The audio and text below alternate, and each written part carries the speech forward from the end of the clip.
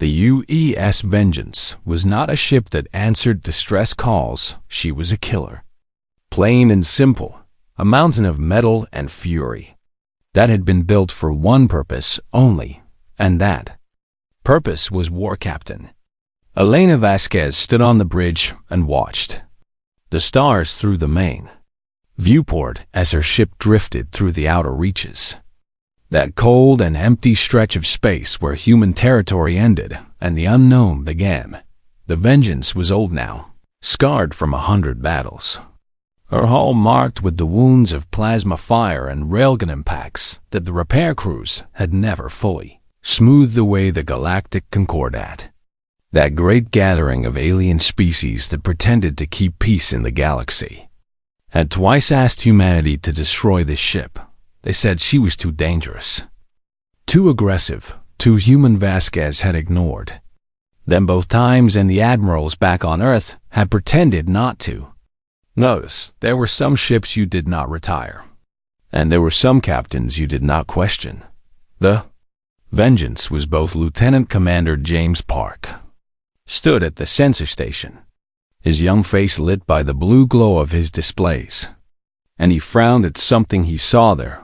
"Captain, I am picking up a signal," he said. Vasquez turned her head slightly but did not leave her position at the viewport.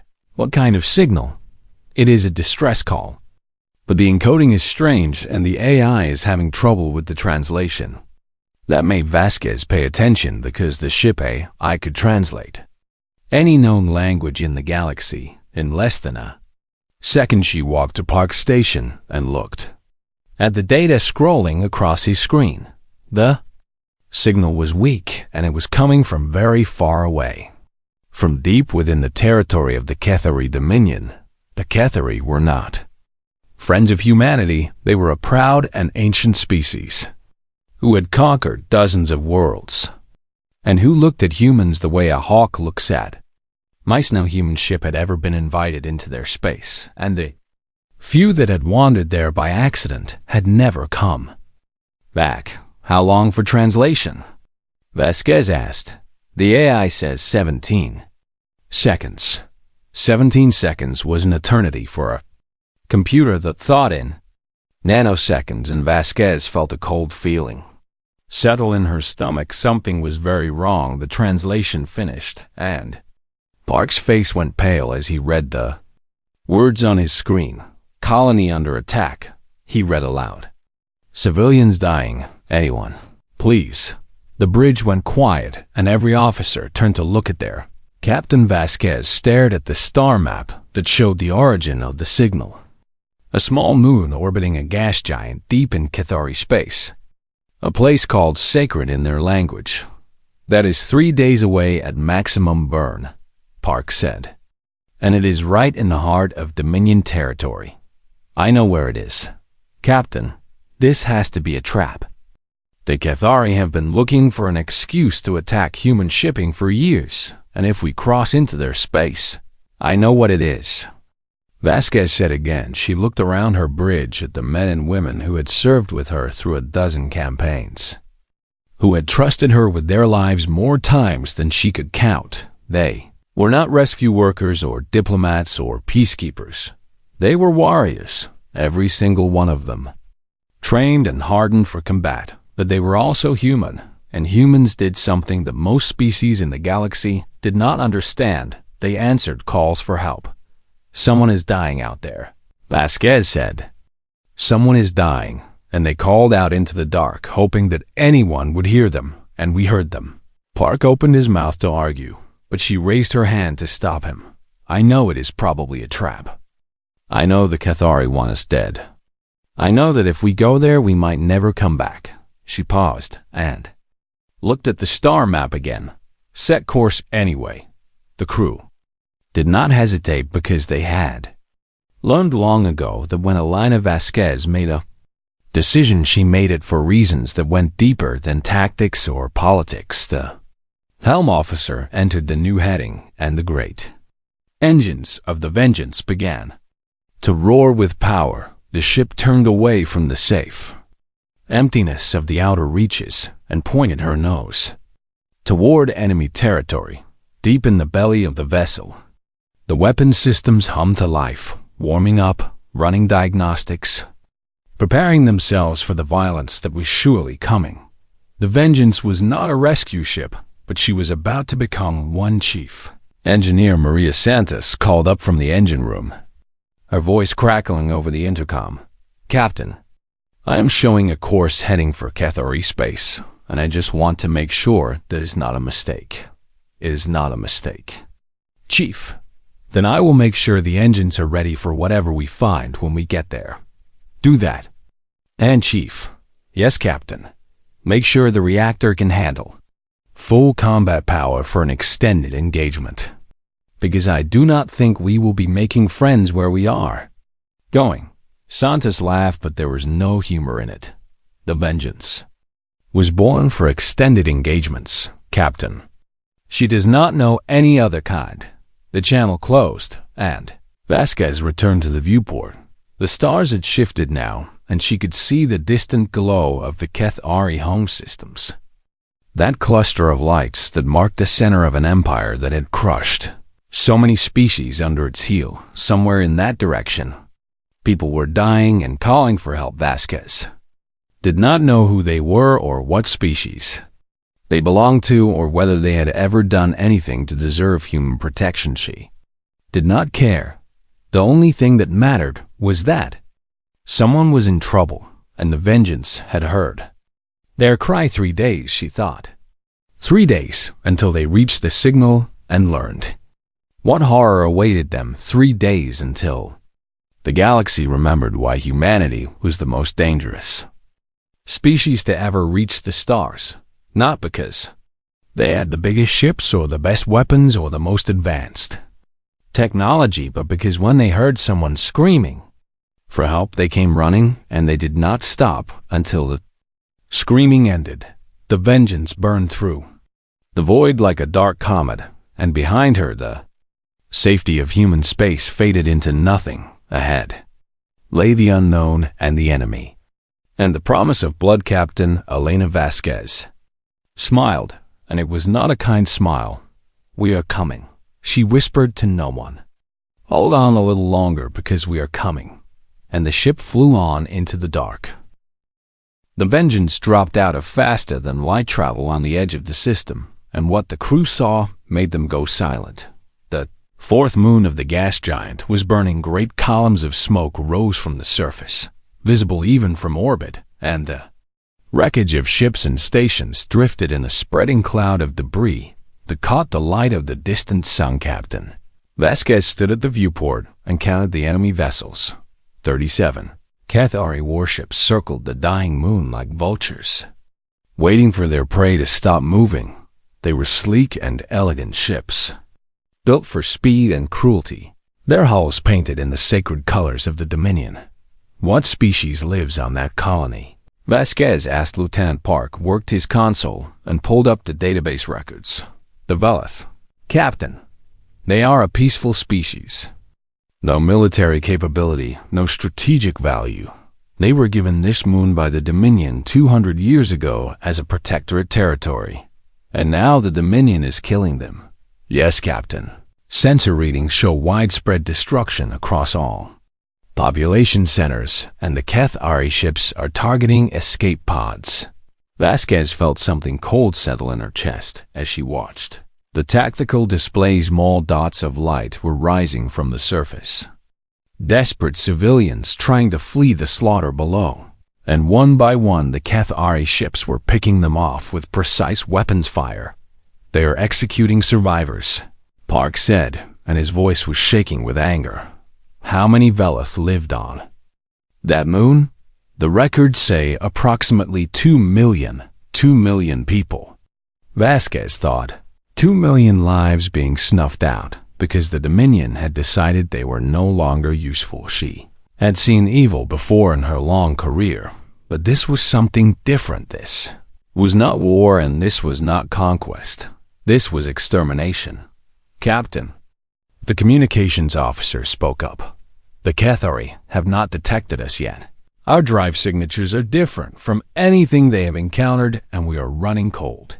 Human ships were built differently than those of other species, where the Cathari used bright and powerful engines that could be seen across a solar system.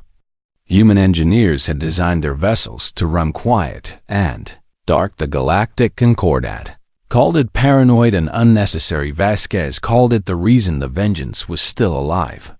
"How long until they notice us?" she asked. "Unknown, Captain. But every minute we wait is another escape pod destroyed." Vasquez nodded and made her decision. Open a channel to the Cathari fleet. The bridge went very quiet as the communications officer established the connection. Every crew member knew what was about to happen, and every crew member knew that there was no going back once the captain spoke. The main screen flickered, and the face of a Cathari commander appeared. He was tall and angular, with scales that shimmered like oil on water and eyes that held nothing but contempt. "This is Captain Elena Vasquez of the United Earthship Vengeance," she said. "You will cease fire immediately and withdraw from this system." The Cathari commander stared at her for a long moment, and then he began to laugh. It was an ugly sound, harsh and mocking, and when he spoke his translator gave his words a cold mechanical edge. "Human, you are far from your territory, and you have made a fatal mistake. This is an internal Dominion matter, and your interference violates 17 treaties. Leave now or be destroyed." Vasquez did not blink. "I am not asking. You are one ship," the commander said. "We are 37, and these are our waters. You have no authority here and no right to intervene."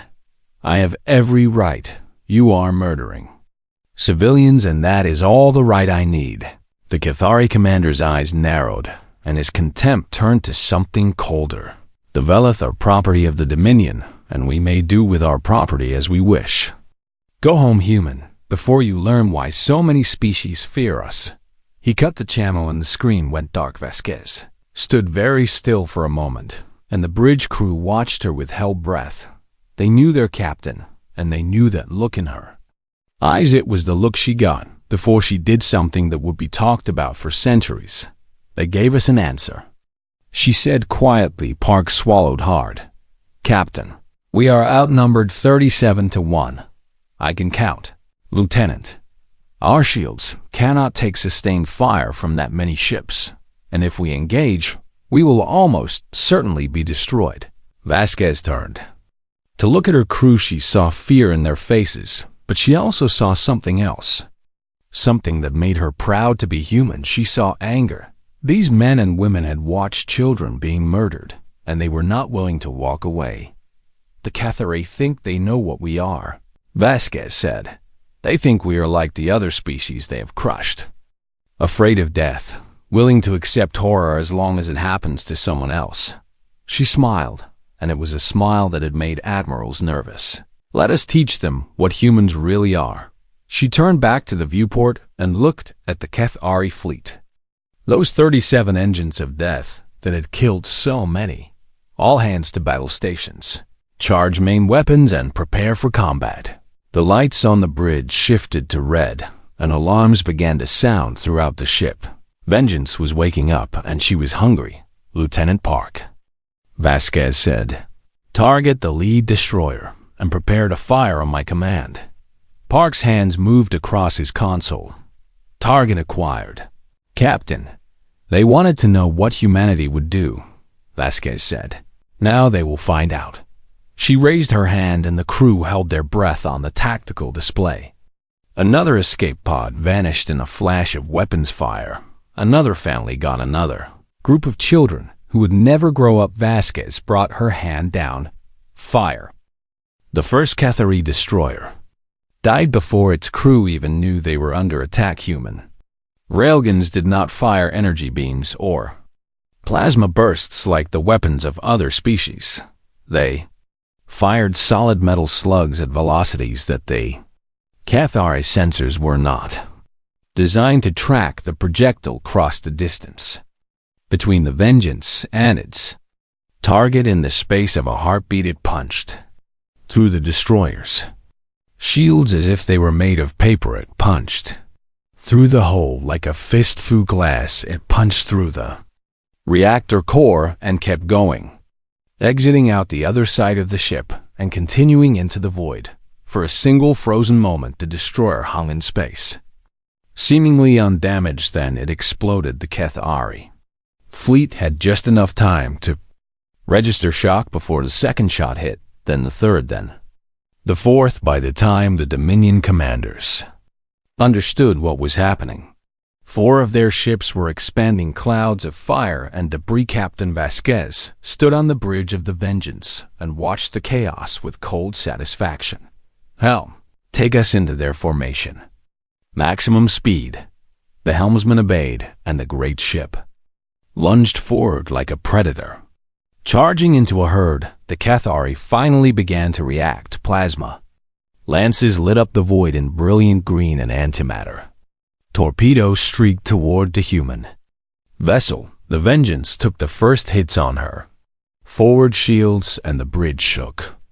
With the impact, warning lights flashed and damage reports began scrolling across the tactical display.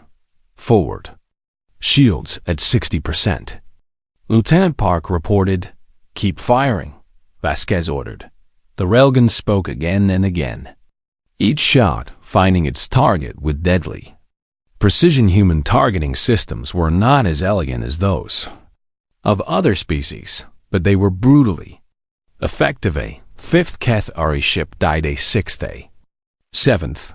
The Vengeance plowed into the heart of the enemy formation, weaving between the larger vessels with a grace that seemed impossible for a ship her size. Human engineers had built her for exactly this kind of fight. They had known that one day their ships would face overwhelming numbers, and they had designed accordingly, where other species built ships that needed to maintain distance. Humans built ships that wanted to get close, where other species relied on shields to protect them. Humans wrapped their vessels in layer after layer of armor. The Vengeance's hull was glowing now, white-hot in places where the plasma fire was eating through the outer plating, but the inner layers held. They always held. "They're focusing fire on our port side," Park called out. "Rotate the ship. Present fresh armor." The Vengeance spun on her axis, bringing undamaged sections into the line of fire, while her weapons continued their relentless assault. The Cathari were panicking now. They had never faced anything like this. Their tactics were designed for enemies who fought at range, who valued survival over victory, who would retreat when the odds turned against them. Humans did not retreat. An 8th ship exploded. A 9th. The Cathari commander's vessel was trying to rally the fleet, but his orders were being drowned out by the screams of dying crews he had entered this battle with 37 warships and absolute confidence now. He watched his fleet being torn apart by a single human vessel that refused to die. "They are hailing us," the communications officer reported. Vasquez did not respond. She was too busy watching the tactical display, directing her weapons, managing the battle. A 10th ship died. In 11th. A 12th. "Captain, they are hailing us again. They want to negotiate." Vasquez finally spoke, her voice as cold as the void itself. "Tell them I am busy." The Vengeance's missiles joined the railguns now, streaking out in swarms that overwhelmed the Cathari point defense systems. Human missiles were not elegant either. They were big and brutal and filled with enough explosive to crack a small moon. 3 more ships died in a chain of explosions that lit up the battlefield. The Cathari formation was breaking. Ships began peeling away from the fight, their captains choosing survival over obedience. The Dominion commander screamed orders, but his fleet was no longer listening. They had come to slaughter helpless civilians, and instead they had found a monster. 15 ships have broken formation and are running for the system edge, Park reported, and there was fierce joy in his voice. "Let them go. We have more important work to do." The remaining Cathari ships were fighting desperately now. throwing everything they had at the vengeance, but it was too late. The human ship had taken terrible damage, but she was still fighting, still killing, still refusing to give up. Her armor was torn, and bleeding atmosphere in a dozen places. Her shields were gone. Entirely 3 of her railgun batteries had been destroyed, but her engines still burned and her remaining weapons still fired. Vasquez looked at the tactical display and counted 17 enemy ships remaining, then 16, then 15. The Cathari commander finally broke his ship, turned and ran, abandoning the battle, abandoning his mission, abandoning everything except the desperate hope of survival.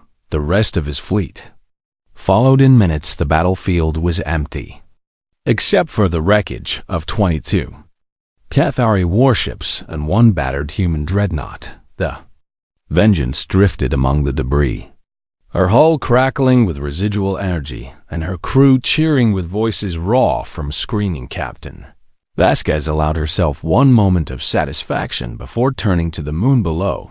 Helm, take us into orbit. We have survivors to rescue.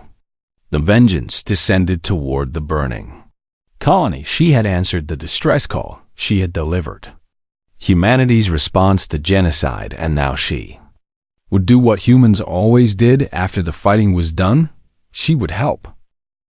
For 3 days, the crew of the Vengeance worked without sleep. They pulled survivors from shattered buildings and burning wreckage. They dug through rubble with their bare hands. When the equipment failed, they carried the wounded and the dying up to the ship in shuttles that made trip after trip after trip. Captain Vasquez had seen war before, but she had never seen anything like this. The Cathari had been thorough in their cruelty. They had destroyed hospitals first, then schools, then the shelters where families had tried to hide. They had not been conquering this moon. They had been erasing it. The Veleth were a species that Vasquez had never encountered before. They were small and delicate, with translucent skin that showed the faint glow of their internal organs and large dark eyes that seemed too big for their faces. Their bones were hollow like birds, and they moved with a fragile grace that made the human soldiers afraid to touch them, but touch them they did. Vasquez watched her crew carry Veleth children in arms that had been trained for combat, cradling them gently as if they were made of glass. She watched her medics work for hours to save a single Veleth elder whose body had been crushed beneath fallen, while she watched her engineers rig up gravity dampeners so that the survivors could move through the ship without their hollow bones breaking under the unfamiliar weight. The medical bay overflowed within the first day.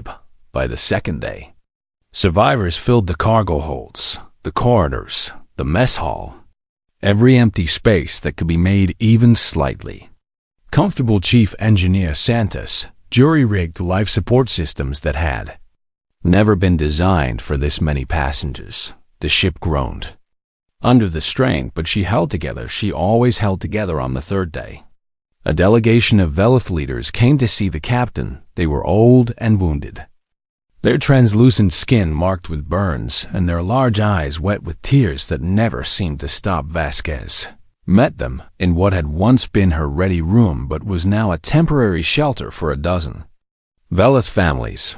Captain, the eldest of them, spoke, his voice soft and musical even through the translator. We must ask you a question that has been troubling us since you arrived.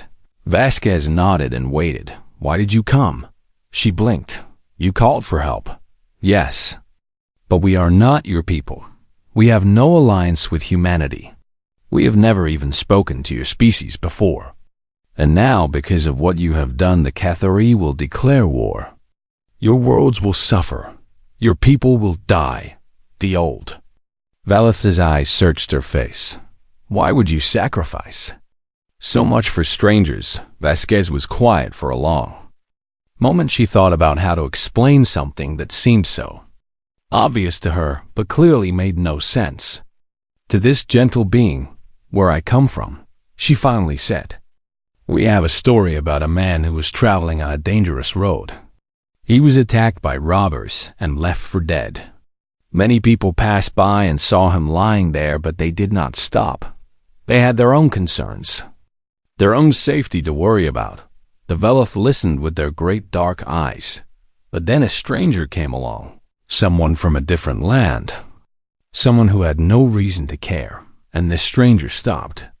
He bandaged the wounded man's injuries and carried him to safety and paid for his care. The stranger gained nothing from this. It cost him time and money and risk. But he did it anyway. Why? The Veleth elder asked. Because the wounded man needed help and the stranger was able to give it. That was the only reason. That has always been the only reason. The elder was silent for a long time. Finally, he reached out with one delicate hand and touched Vasquez's arm. We had heard stories about humans, he said. Terrible stories. We were told that your species was violent and aggressive and dangerous. We were told to fear you. Those stories are true, Vasquez said. We are all of those things. But the stories did not tell us the rest.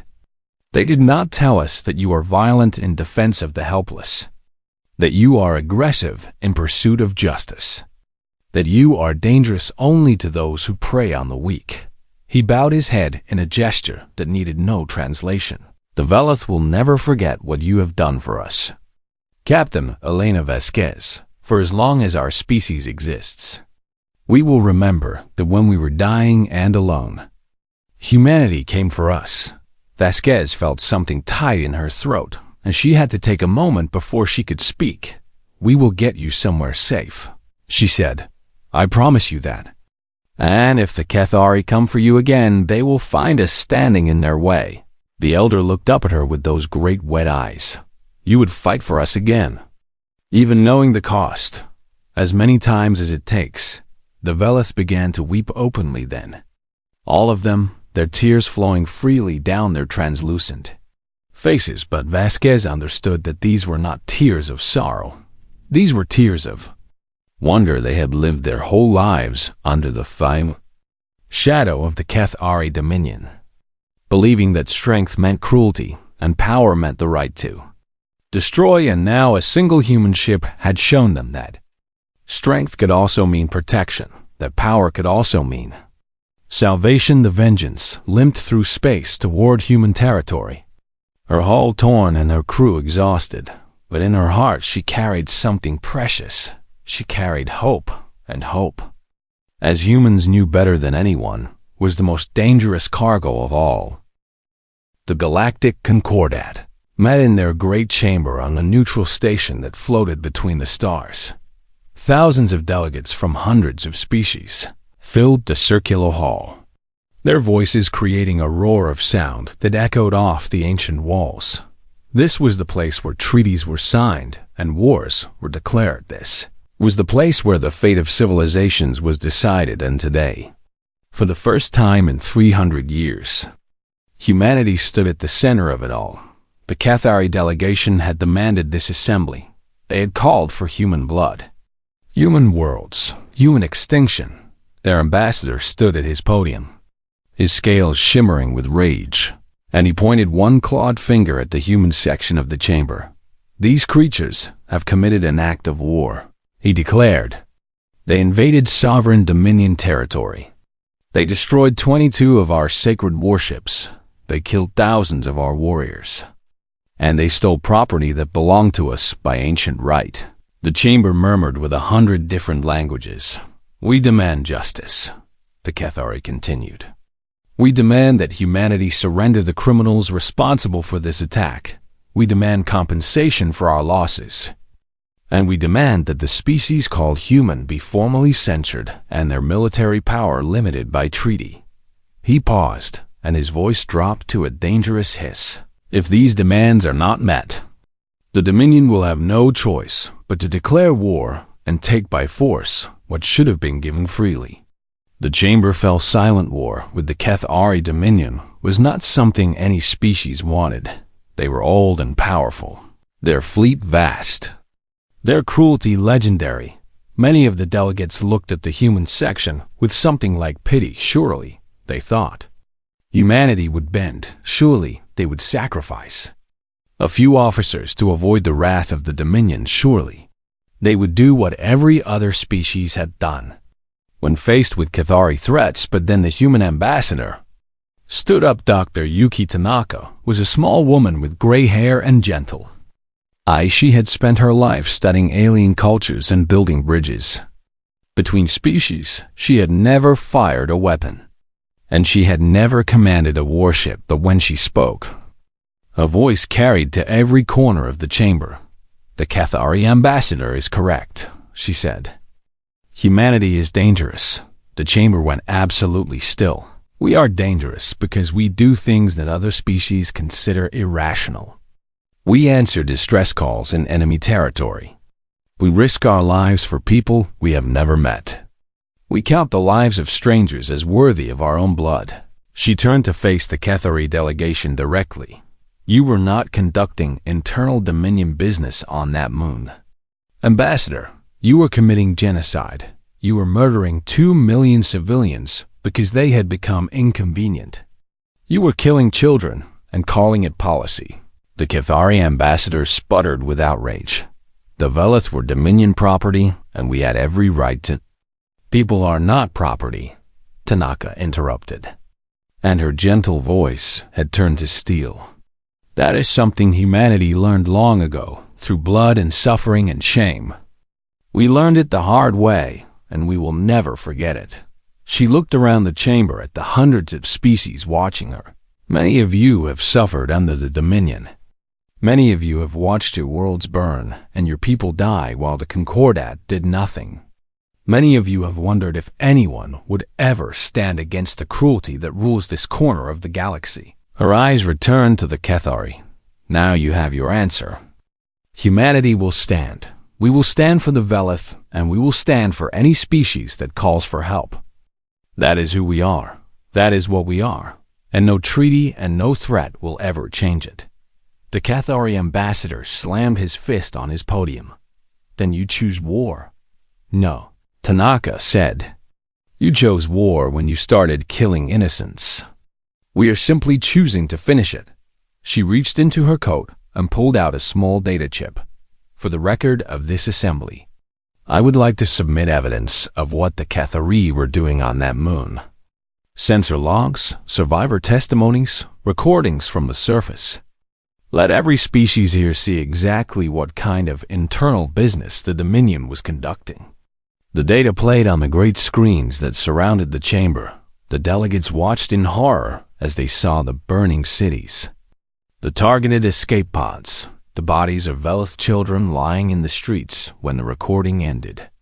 The chamber was silent to Cathari. Ambassador's face had gone pale. He had not expected this. He had not expected humanity to fight back with truth instead of weapons. "You wanted to know what humanity would do if you brought war to our doorstep," Tanaka said.